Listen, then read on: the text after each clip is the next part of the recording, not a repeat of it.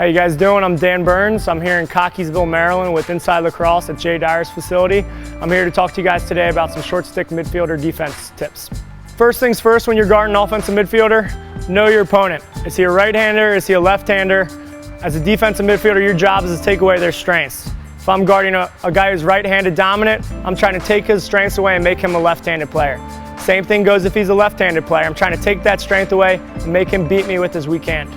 When playing defense, the most vulnerable place you and your fellow defenders are on the field is the middle of the field. You always want to try and take away the middle of the field. When I'm guarding a right-hander or a left-hander, I want him to widen him out and take him away from the goal as opposed to the middle of the field. If he can see the middle of the field, he can see skip lanes, he has a better angle to shoot on the goalie.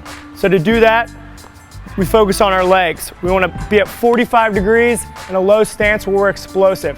When we're in this stance, we can step up field, protect the middle of the field, and at the same time, we can make contact to push them down the alley.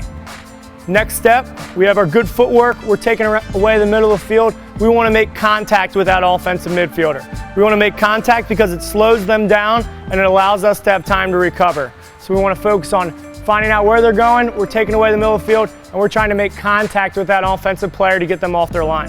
After making contact with the offensive midfielder, it's extremely important to react and recover. I'm making contact, the purpose of making contact is to take away the middle of the field, as well as widen out that dodger. They're trying to go north and south, and you want them to go east and west so that they have a lower percentage shot to shoot. So when I'm making contact, pushing them off that line, and it's important that you're taking a correct angle. You don't want to follow the dodge, you want to beat them to a point. You want to beat them to that point where they're planning on shooting the ball. Guys, thanks for checking us out. A couple things to take home with you. Just remember, know your opponent, take away the middle of the field, make contact with your offensive player, and recover.